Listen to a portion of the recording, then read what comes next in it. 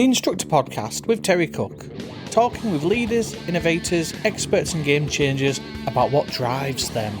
Welcome back to the Instructor podcast. As always, I am your splendid host, Terry Cook. I'm delighted to be even more delighted that you have chosen to listen, because this is episode 2 of the In Conversation series with Lee Jowett. And this time we're digging into a deceptively simple question: what actually matters in this industry?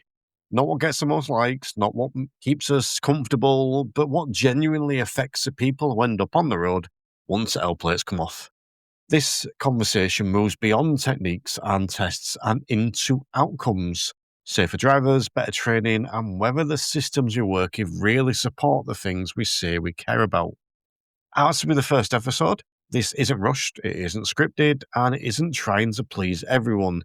It's a proper, thoughtful discussion, and at times, an uncomfortable one. Now, a quick reminder before we get started that these In Conversation series is released early and ad-free for members of the Instructor Podcast Premium, also known internally as IPP. Premium members get first access to long-form conversations like this, plus exclusive sessions, expert input, and space to actually develop, not just consume content and move on. Now, if these are the kinds of conversations you want more of, Premium is where they live. So head to the link in the show notes or go straight to patreon.com/the instructor to find out more. But for now, let's get into part 2 of In Conversation with Lee Jowett. Okay, so we are once again joined by Lee Jowett. How are we doing, Lee? Yeah, good. Thank you, Terry. Excellent. Well, when we were discussing what to talk about, one of the things that you suggested was what's important. So I'm going to start with that kind of broad question. What's important in our industry? What's important in our industry? Many things. Lots of things are really, really, really important. I've never put them into a sort of chat or a league, so that'd maybe be something that'd be quite interesting to do. But I think, like any industry, any system of training, what's important is what comes out the other end of it. So in relation to what we do, then obviously it's what goes onto the roads, and what happens on the roads as a result of the training that we deliver. Now, there are many things that can go into creating what comes out the end, and there are many things maybe that don't go into creating what comes out the other end. But ultimately, if I've got to give an answer on what's important on our industry, it's what comes out the end of it. You know, I think for me personally, that at times, you know, you can look at it and think, like, you can look at it and go, okay, well, if I say this, that might upset this many thousands of driving instructors, or me doing this. You know, there are things that we're doing, or things that I'm doing that potentially could impact. I'm not saying it will, but potentially could impact the way that PDIs are assessed in terms of qualifying, and potentially could and would change what's necessary for them to be able to deliver. But ultimately, as far as I see it, the only thing that's important is what comes out at the other end, you know, because if you make a change to anything, if you make a change to the test, you make a change to the training, and that impacts on the outcome. So for me personally, what's important is what we do to put people in a position to not kill themselves and the other people that are in the vehicle or other vehicles around them. I think I'd agree that the output is, if not the most important thing, at least one of the most important things. But I think before we dig into that, I want to touch back on the other thing you said about you potentially annoying thousands of ADIs. Because I maybe I've got a slightly different opinion here, I don't know. I I annoy ADIs and PDIs regularly, but I think in a slightly different way, because my approach to stuff has changed slightly. And I've told this story before, but I'm going to tell it again because I think it's relevant. And it was in my premium membership a few years back. I said something about I will never use this company, I'll never use this organization. Didn't say anything beyond that, but I said that, and immediately got members messaging me saying why. And it made me realize that as someone that has a prominent voice, I hate saying that, prominent voice in the industry, I can negatively impact people's business and therefore their finances and welfare and livelihood.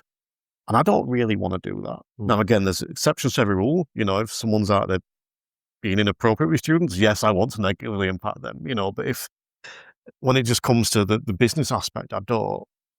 So I tend to take the approach of, as far as possible, I will showcase and promote best practice. Now, whether that's a podcast, whether that's a membership, whether that's just me personally, whether it's advice I pass on to instructors, I think that the best way to promote that outcome is to show the people that are doing it right and to lay that platform. That's why we're having this conversation today. And I'm not having that conversation with a person that might beep out now when I say, that's why I do that. And it feels like some people, and I don't know if this is you, but feel free to tell me if it is or it isn't, take a slightly different approach of, no, we're going to talk about the negative thing. We're going to criticize and do the opposite, essentially. I'm not saying I'm right. I'm saying that's my opinion. Do you take the opposite opinion? Are you more my way? Is there a balance there that I'm getting wrong, do you think?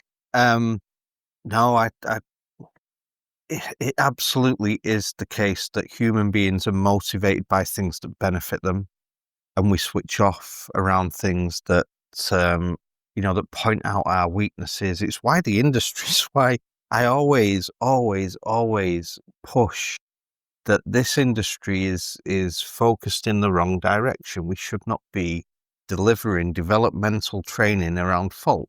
We shouldn't, because it doesn't work. We should be focusing on developing people's skill, knowledge, and understanding, particularly the knowledge and understanding of the things that they do well, the development that they've made.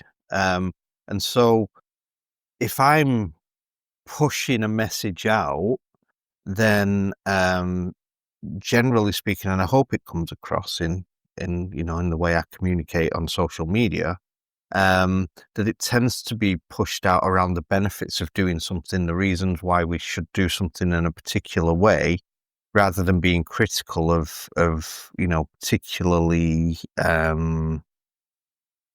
elements of the industry and their mindset. So I think it's not for me to really sit there and tell people what they should think and how they should behave. But I do think at times that it's important to point out where change is necessary and important. And when I talk about impacting on other people, I think some of the things that I'm pushing for,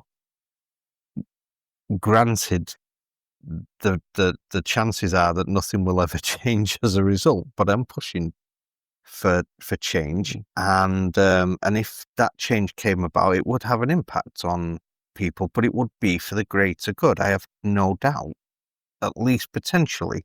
And if we save one person's life, that's got to be worth people having to go through a bit of pain and suffering that isn't the result of somebody actually losing their life. It's the result of having to do a bit more training and spend a bit more money or a bit more time learning things that they should have been trained to do kind of in the first place. But I absolutely agree with you that jumping on somebody's thought processes, somebody's practices, and being critical of them is I think, first of all, I just don't believe it's the way to make change, and second of all, it just isn't something that I find in any way enjoyable. I genuinely believe that bad instructors don't worry about how good the lessons are. I think that everyone delivers poor lessons now and again. I'm sure that with all the training sessions you've done this year, I'm sure you can look back at some and go, yeah, that wasn't my best. We're human, but I think that people that just genuinely regularly deliver poor quality and don't care about it, they don't worry about how good the lessons are. So I think sometimes my other concern, and maybe I'm thinking too personally when I say this, but I'll be honest when I say it. My closest friend is imposter syndrome. I wish it wasn't, but it really is. And I will see videos on YouTube or TikTok or written posts or blogs or podcasts or any other kind of whatever form it is. And they will be talking about something negative. And I'm like, well, that's me. I'm rubbish. That's what I must, and it's like my brain goes to that. And I think I do sometimes worry that, and again, maybe this is looking at the exceptions to the rule, I don't know, but I do sometimes worry that there's a lot of people that fall into that category, because the ones that don't care about the lessons will either won't read it or they won't care when they read it. But the ones that do care, I often worry that they'll see that guy that does a TikTok video that says, if your instructor does this, then they're crap.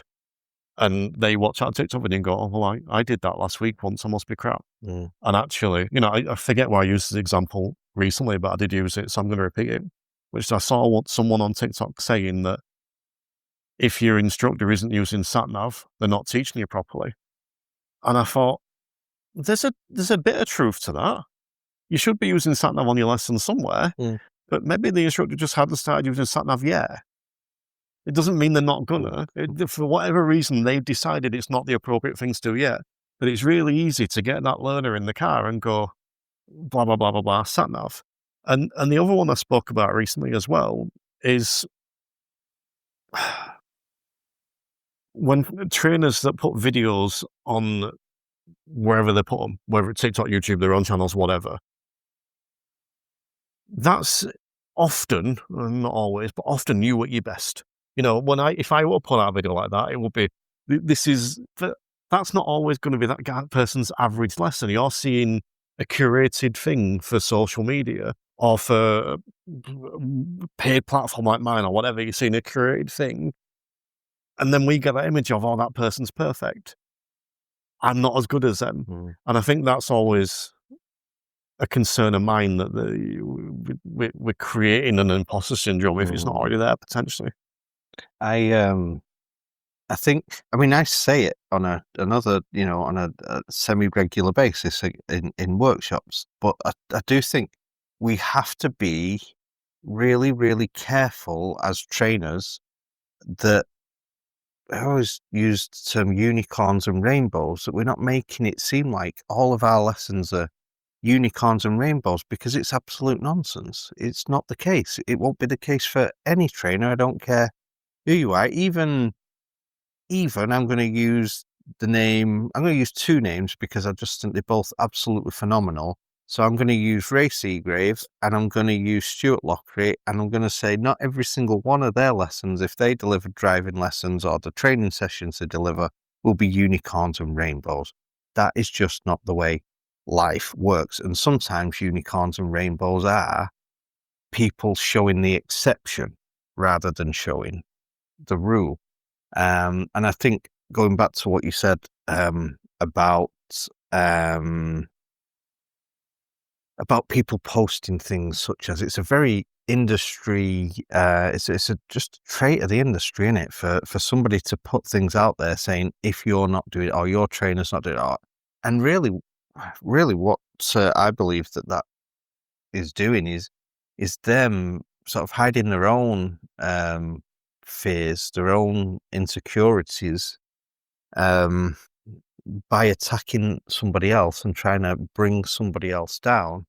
I don't know. I think it's another one of those things in this industry, that we talk about what's important in the industry, and I think we need to be a lot better at working together, being more aligned with other people. It's not to say everyone's got to be the same and doing the same thing, because I think that there are different avenues to take in this industry. It's my interest is something that's maybe a little bit more niche than the majority of instructors and what their interest lies in. But I think I'll put something out there, like, for example, last week, we put an outline of the proposal that we've prepared, or that I've prepared, to send to DVSA when we've got somebody to send it to. And that was met with 50% comments of brilliant, fantastic, and well done, and good luck with it, and 50% of I tried reading that and fell asleep. Well, that's nice. I'm glad I helped somebody sleep. But really what that is their insecurities about something that they don't know about. And so rather than embracing and go, oh, there's something I could learn about, there's something that I could understand a bit more, instead of doing that, and it's human nature, but people try and downplay it and ridicule it. And I just think overall that, I go back to conversations that we've had about how impressed I am with what you've done, bringing the road safety sector into, more into our industry, because I just don't think there was an alliance there at all. But I do believe that there needs to be less fraction within the industry at large, and then also outer related things, in the road safety sector.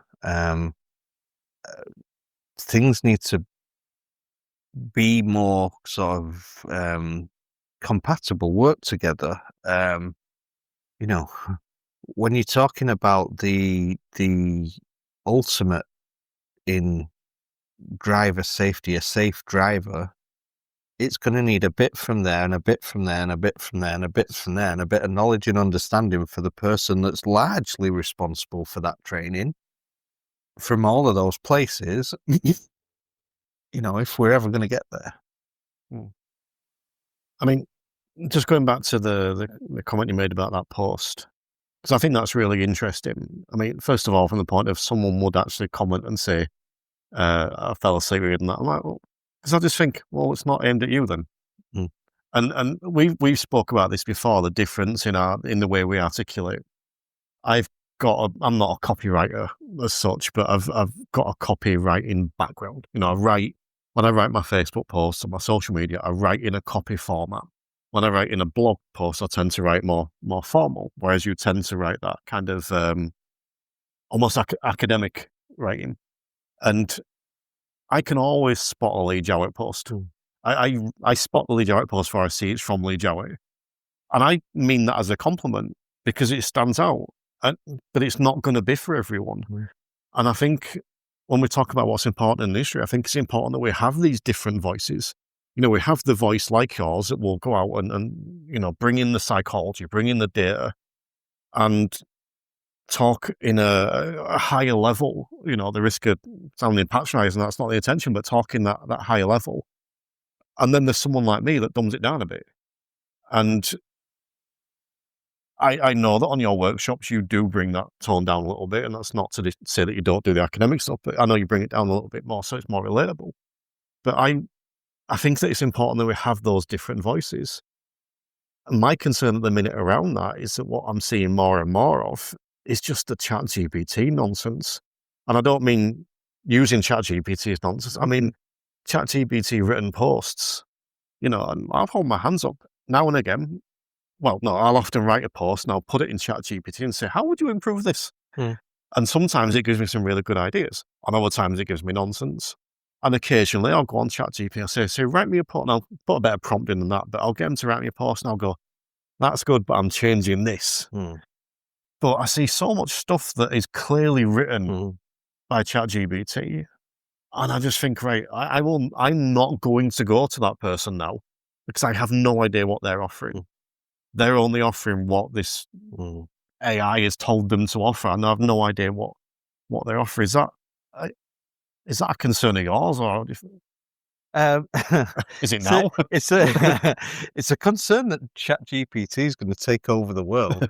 I tell you what, I love ChatGPT for is I'll take like this concept here, and I'll take that concept here, and that already knows my interests, and I'll go, can you compare that with that? Yeah. And it'll go, yeah, well, it's similar because this method and this model here, developed by this person here, actually fits really nicely with this bit here because and so it's really great for that. But again, I think it goes back to for me, it's knowledge, experience, understanding, and I think what I like about when I do that is that what comes out the other end of it, I understand. Yeah. If what comes out the end of it, you're reading it and you don't understand it, probably leave ChatGPT alone and go and do some more work and some more research of your own. Yeah, I think ChatGPT is useful, but it's very quickly becoming tiresome in terms of seeing people's posts. You can see ChatGPT a mile away. It has its uses, and my concern is that it knows more about me than it should.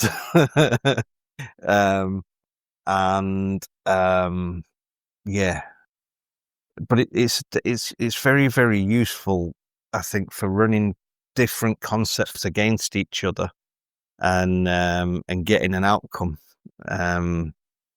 That's where my interest in it is.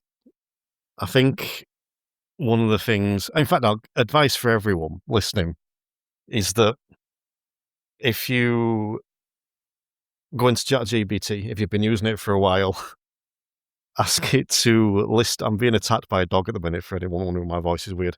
But if you go into ChatGPT and ask it to list off your 3 biggest strengths and your 3 biggest weaknesses, if you've been using it for a while, that is a really interesting thing it comes back with.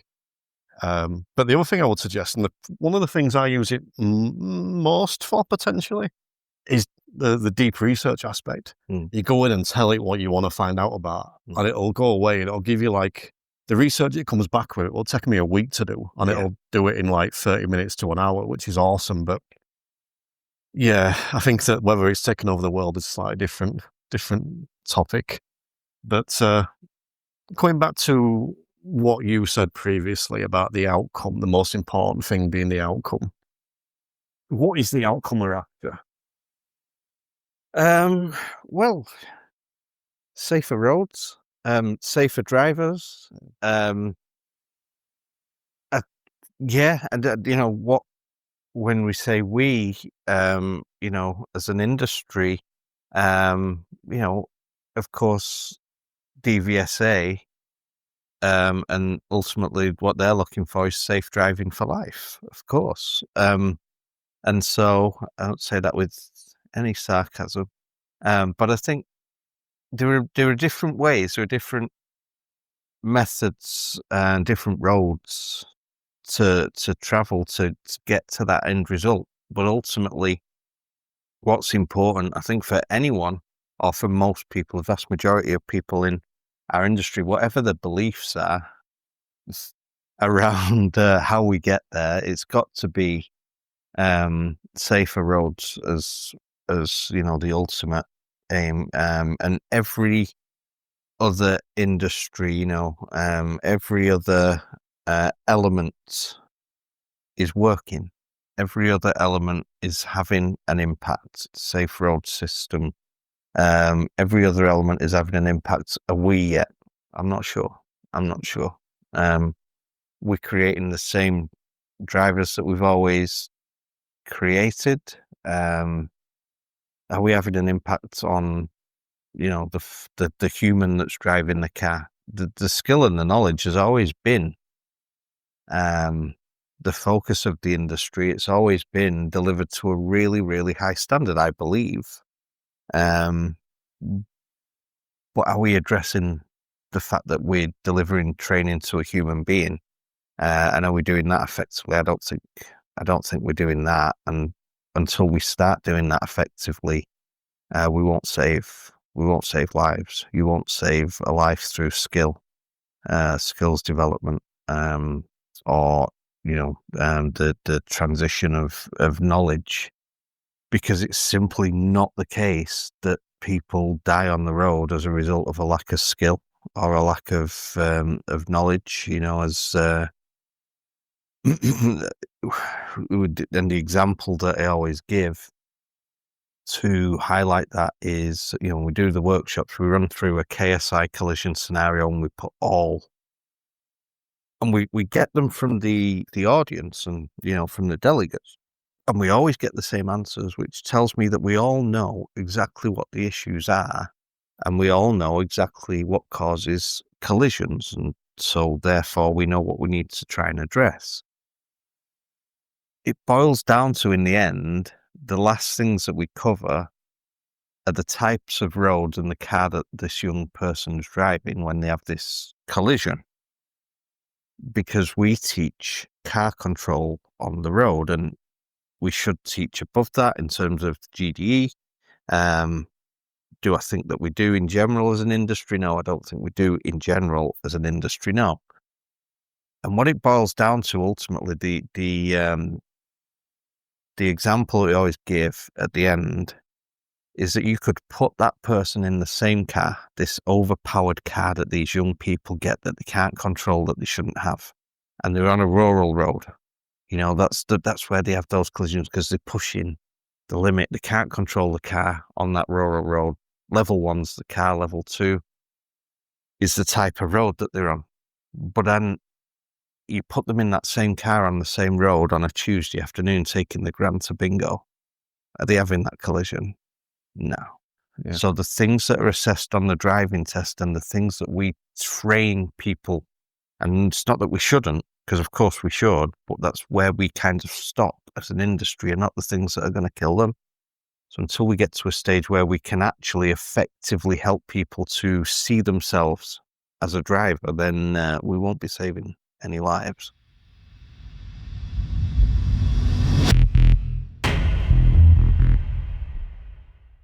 Quick reality check for you. When people hear membership, they usually picture one of two things: either loads of polished videos telling you how amazing the host is, or overly technical CPD that looks good on paper but never quite lands in the car. Well, premium is neither. What actually happens inside is honest conversations, live sessions where instructors say, "I'm stuck," discussions about confidence, boundaries, pricing, mindset, teaching psychology, the stuff that actually affects your lessons and your business. It's not gurus, it's not scripts, and it's definitely not pretending the job is easy. It's a space where instructors think out loud, challenge each other, and get better over time without being judged. Now, if you ever thought, "I wish someone talked about this side of the job," well, that's why Premium exists. Details are in the show notes if you want to explore it.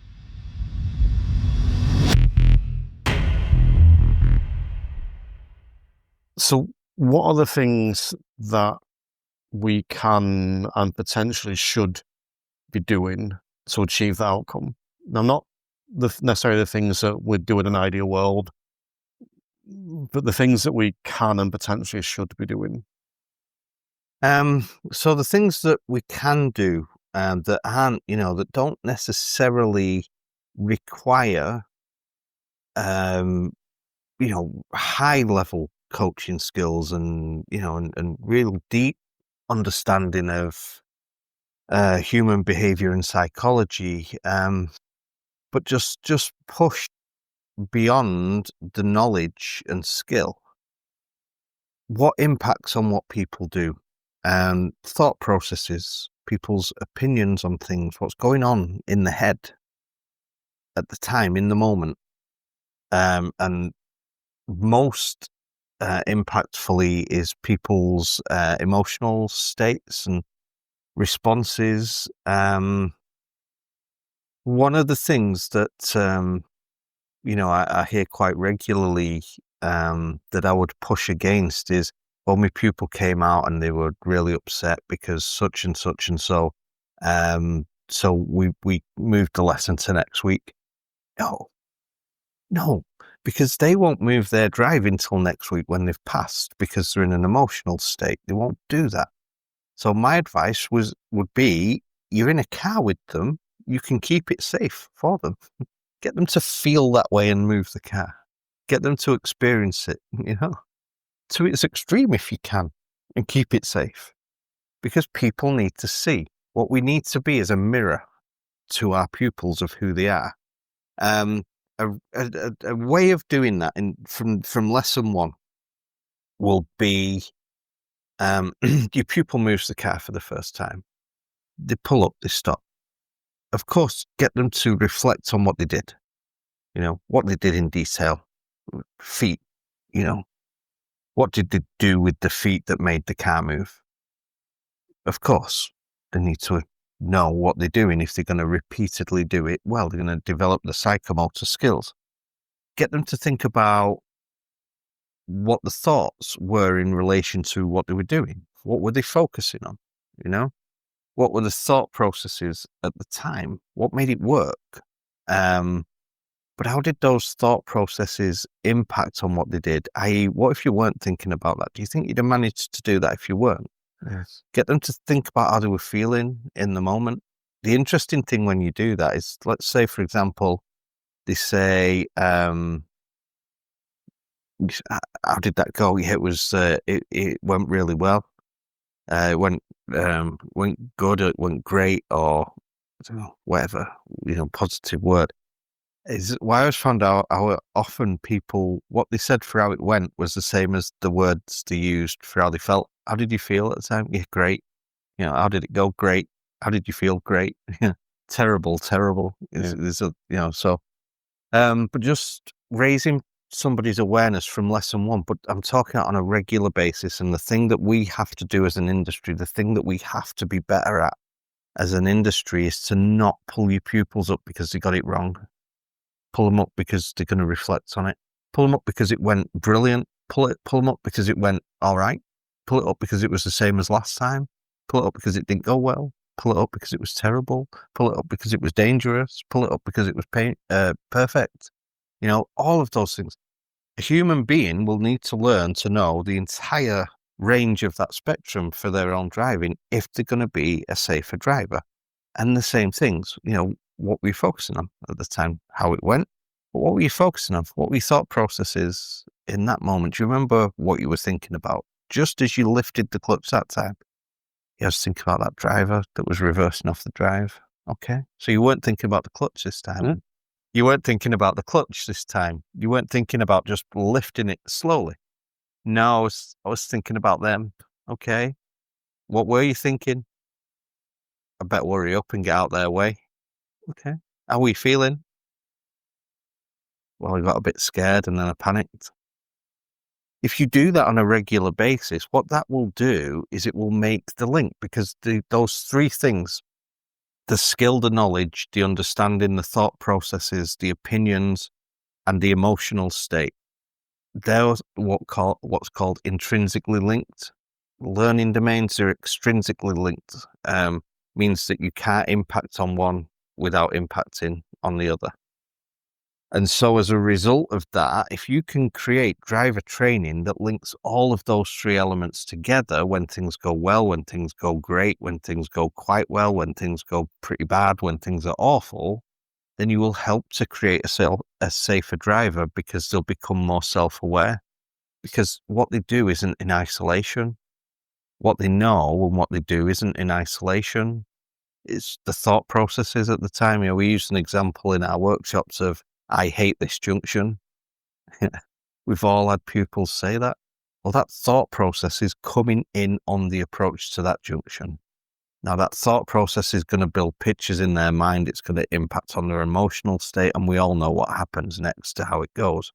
So it's the same, it's the same 3 elements, really, that if you're creating a reflective cycle around all 3 of those on a regular basis in every single lesson, you don't have to be an expert coach. You don't have to be a psychologist to do that, because ultimately what happens is after enough time, your pupils will go, I'm too busy thinking about him and now I'm starting to panic. I need to calm down and think about what I'm doing. Otherwise I'll get it wrong. And now you've created a safer driver. Yeah, it's a lack of awareness. It's that third column of the GDE matrix, really, that if we get really good at that, that's the way we'll create safer drivers, because of just a raised self-awareness, somebody who actually knows what impacts on them and the impact that it has on what they do, to the point where they can actually just instantly change it. And I think there's a lot to touch back on there, but initially, I want to go back to the idea of, you said that someone coming out to the car upset and we send them away.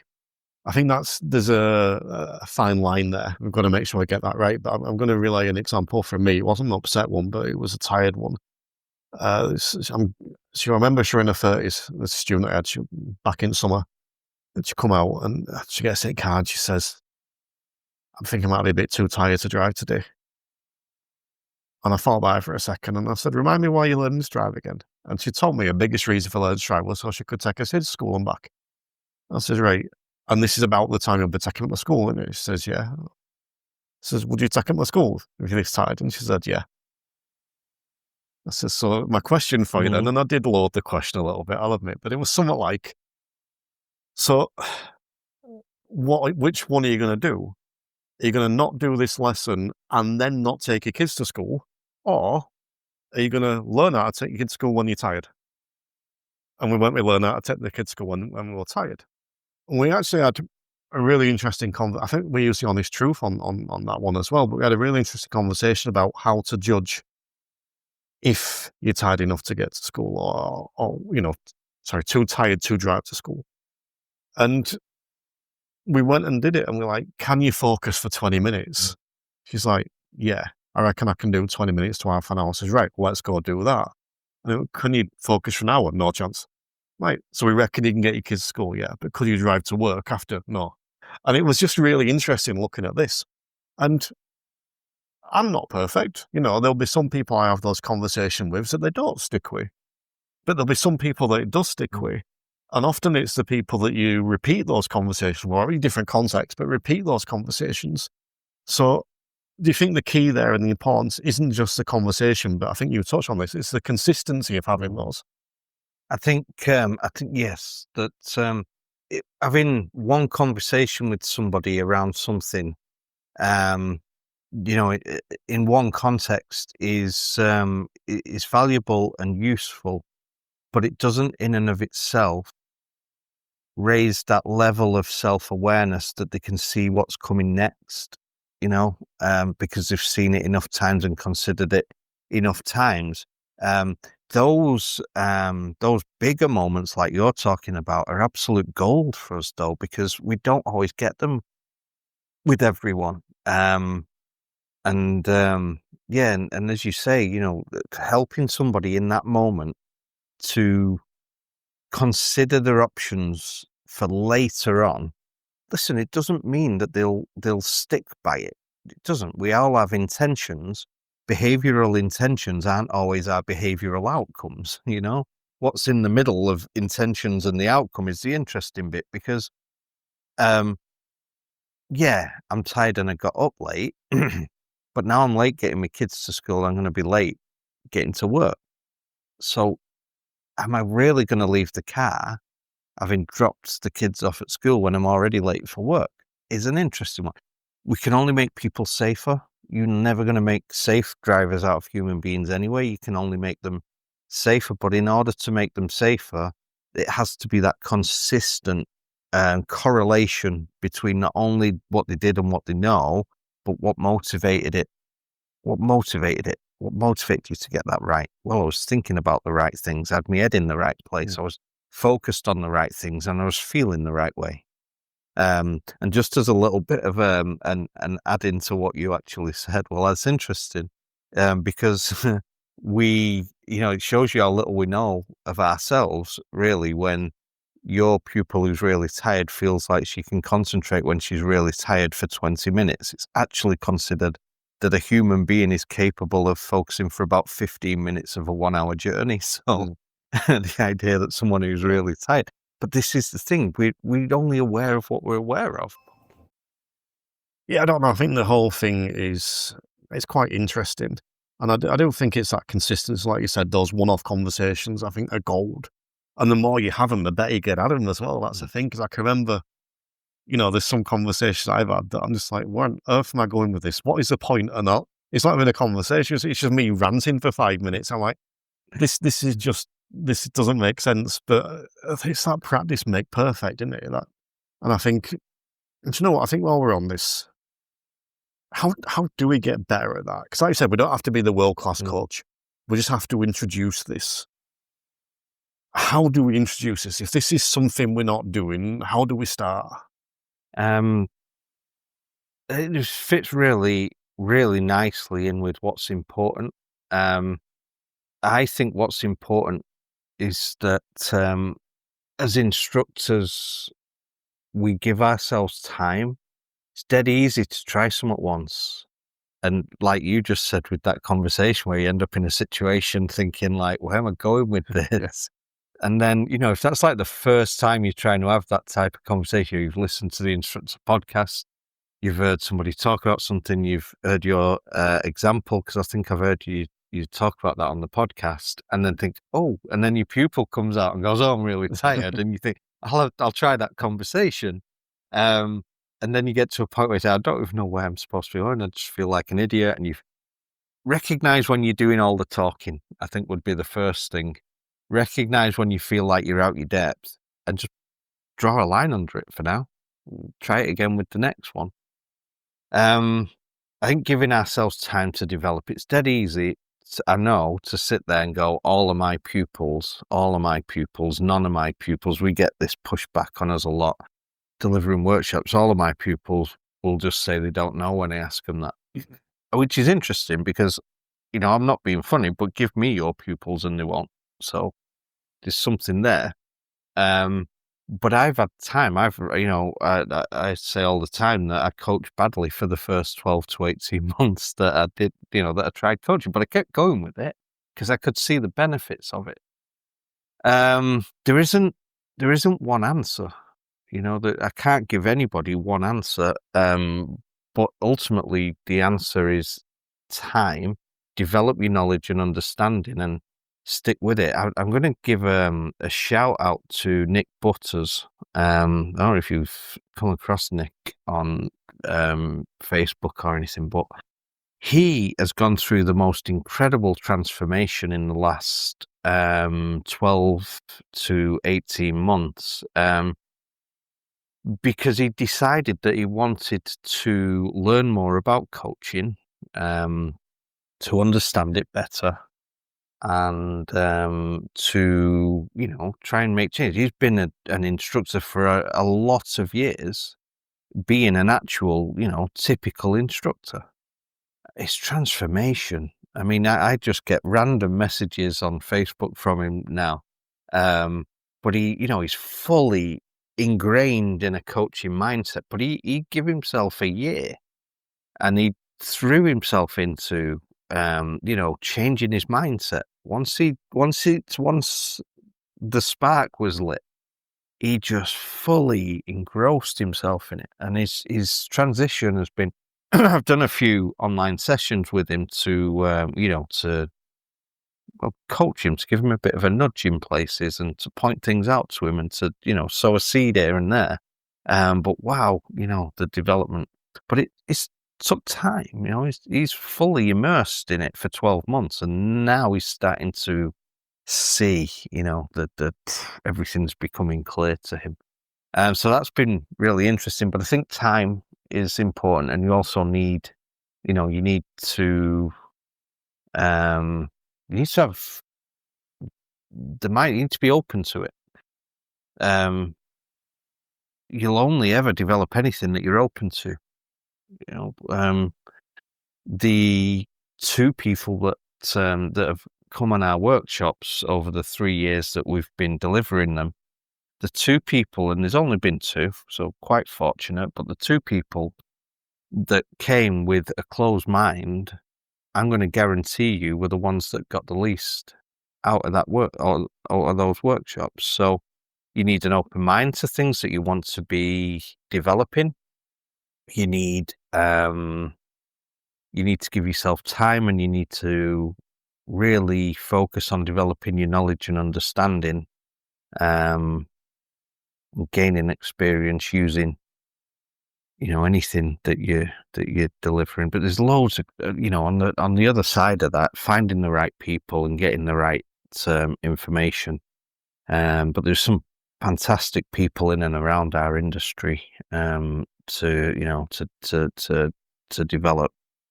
Lisa Dawn, Liz Box, Stuart Lockery, Ray Seagrave, Kev Field and Tracy Field. I don't want to leave people. There's other people that, for whatever reason, they're just a bit less prominent, but probably because that's what they want.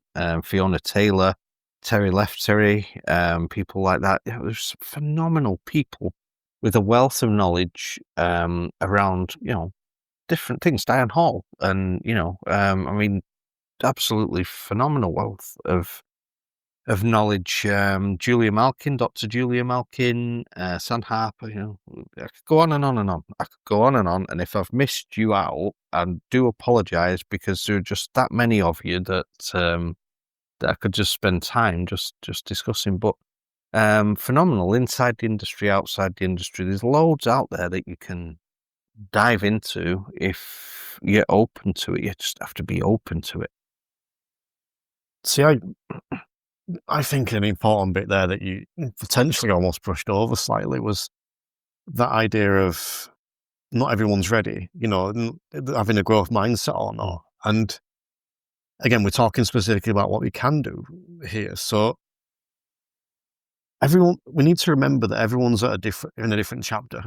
And some of us are on different books, So I don't necessarily look at someone that isn't embracing the share. I don't necessarily look down upon them, because they're just not there yet. Eventually they will be. You gave the example of Nick Butters, yeah. Who hadn't been for a long time, and then somewhat clicked, and he's open to it. Eventually we'll get there, and this is a slightly different topic, but, maybe that's why we need that regulation, because it shouldn't be optional. It should be mandated, but it's not mandated. So when we look at what we can do, I think that's our job, and everything comes back to pro wrestling, right? I love pro wrestling, and there's a Mick Foley used to say that when he's in the wrestling ring, he used to ignore the kids, because he's already won the kids over. His job is to win the dad over. So when we've got these people that are open and got this growth mindset, and they're listening to podcasts or attending courses, they're off to expos and stuff like that, we don't really need to talk to them. They're already here. We need to talk to the ones that are a bit further away. That's to me, that's what our job is. That's why I've done this podcast for 5 years. It's partly to inform people, but also to attract those people, the ones on the periphery. And even going back to what we were saying before, I think that's where that negativity fails, because that's not going to win them over. The people that are already won over don't care about the negativity, because they agree with you. They're the ones going, yeah, great post, great post, great post. The ones on the periphery, the ones that then go, no, if they're going to slag me off, I don't want to be it, are the ones further away out reading it. So I think that the important role of us, and by us I mean that people that, again, I don't like the phrase, but have a prominent voice in the industry, is to talk to them. And I don't think, and I include all of us, including me in this, I don't think we're doing enough good of a job. I really don't. I'm not 100% sure how we do better. That's the problem. But I don't think we're doing a good enough job. It's interesting that you say that, because while you were talking there, what went straight into my head was, yeah, definitely don't do a good enough job at that. I literally was sat there thinking that I really don't. Yeah, maybe that's something for me to look at and understand, because it would be, imagine being the person that could influence those people, that would be something. So yeah, maybe that's something that I really need to look at. But 100%, I definitely don't do a good enough job of dealing with those people, helping those people, attracting those people, not getting frustrated with those people at times, those things I'm really good at, by the way. I'm really good at all of those things, actually helping those people and being someone that they can. Well, when I think of it, I think part of the problem is that the people that are already on board, they're the easy target. I'm not criticizing anyone at all when I say this. It's being honest. It's quite easy to get those people to attend workshops, listen to podcasts, attend expos, stuff like that, because they're already bought in. So I think that's why a lot of trainers, whatever we want to refer to people as, target those people. It makes sense. But I think we need to go beyond that. And for me, it's about, maybe this is part of what I'm doing with the podcast, taking it away from that. It's part of the reason why I've never done that well-trodden path of, let's just get so-and-so on to talk about so-and-so. It's like, no, we're going to talk about this thing, because I'll keep coming back to those. Occasionally I'll do a standard check-up episode or a part 3 episode or whatever, because that will get someone listening, and then hopefully they'll listen to another episode and so on and so forth. But I think that the more we put out there that isn't aimed at people that are already bought in, that is aimed at those people on the periphery, the more those people will see that. And it's just, to me, it's just being warm and open and embracing. Have you been considering this? Are you struggling with this? Is this something you find difficult? Do you hate this person? I think, I don't know, that maybe this is somewhat, like you said, I need to go away and think of, actually. But when we're talking there about what we can do as instructors, we kind of spoke a little bit about what we can do as a voice, if you like, in the industry. What about trainers and training organizations, which you are, in terms of helping achieve those outcomes that we want of safe drivers? Well, a hell of a lot of people dead, ideally zero. What's the important things or thing that we can do there? And specifically in relation to, people not dying, then we have to understand the causes, the contributory factors, and the fact that the vast majority, depending on the statistics that you use, somewhere between 90 and 95% of collisions, and particularly serious collisions, are the result of human behavior.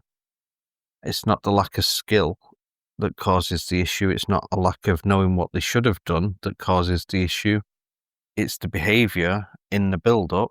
And then, so we have to, if that's where we're going to be, if that's what we're trying to tackle, then I am firmly of the belief that the only way that we will do that is to raise awareness in new drivers of as to what motivates and how it motivates their driving behavior.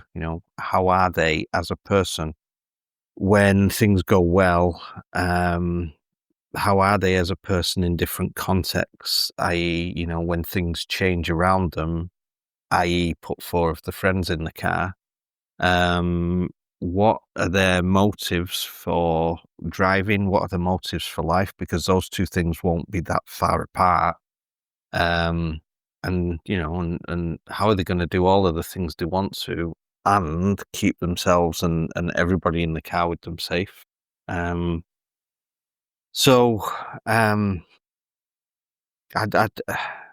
love to add in additional things, like we need to be better at teaching this skill or that skill, or we need to take them on these types of roads more, or multi-story car parks or McDonald's drive-throughs and stuff. And whilst I see the value to that in terms of a bump and a scrape and a scratch, and we don't want that for our pupils either. And we also have to accept, absolutely accept that only. No, I can't say the word only. So yeah, edit that out or just accept that I shouldn't have said that. I really shouldn't, because when I say when I say what I'm going to say next, but there were 50 million drivers on the road and 1,600 people a year that die. There are far more people have a minor bump and a scrape. Yes, that there are, the vast majority of collisions that happen are minor bumps and scrapes. So that's not me saying that we shouldn't do those things, but it's me saying that it's not those things that are going to save, the life of somebody. So if we're getting down to the ultimate aim of helping in some way, our industry helping to get to Vision Zero, then I can't see beyond that side really of the industry getting us there. It won't be more skills, The one example that I always give is that they did studies in Norway. It was insurance companies. They looked at ways that they can bring collision rates down. It was in the early 90s. And they looked at developing people's skills so that they had fewer collisions. And they delivered a group of drivers skid pan training. And at the end of it, the intention was that it made them safer drivers. And what it actually did was increase the collisions by about 31%. So you give people the skills, they'll take more chances, they'll put the skills to the test. And ultimately, it would be, we are driving instructors. The way it should be is that we develop people's driving ability. Yeah, that's what it says on the tin. Unfortunately, there's nobody to do the other things, and developing the skill itself. The more you develop that skill, actually, the more likely somebody is to be involved in a more serious collision. So yeah. Yeah, I think there is a big difference in there between developing a driver and developing someone that can drive a car. But I suppose specifically when it comes to trainers and those training organisations, do you think our role is to get that data, that sometimes complex information, and filter it down to other instructors? Because when you look at the industry, it's full of independent driving instructors. So do you think that's our job to filter that through? Because in theory, well, not in theory, in practice, you don't need a trainer to become an instructor. You could never have any training, qualify, never go for any training, and continue teaching. So even if we're doing that, there's still going to be people that slip through the cracks, if you like. But do you think that is a role we should be taking on, filtering that information through? Yes, to an extent. I don't think it should be wholly the responsibility of trainers in this industry to filter down the important information to people. But of course, if that's not what we're doing, what are we doing? But I think I would love to be regulated by an organization that pushes me to be better. Ultimately, is it not the role of the regulators of the industry to ensure that driving instructors are fully attuned with the GDE matrix? We, knowledgeable, we raise people's knowledge and understanding of the GDE matrix. We go through it in our workshop. It's the starting point of the workshop, because we believe that once people understand where the issues lie, then it's easier to open the mind to where they need to go with the training. And then the next part of the workshop goes through how to impact on those areas. So of course, but we can only get to as many people as we get to. And in that sense, it absolutely 100% is my role to do that. Otherwise, what am I doing? When you take the industry at large, then we also have, we have regulators, and we are a regulated industry. And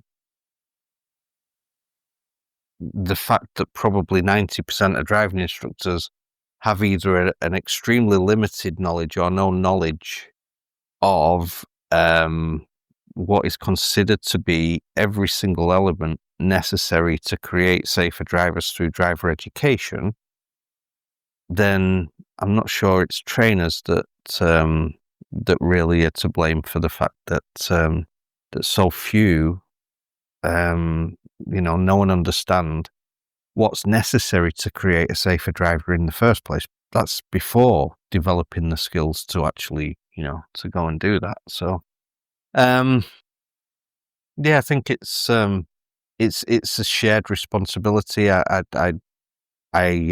feel like I grasp that responsibility.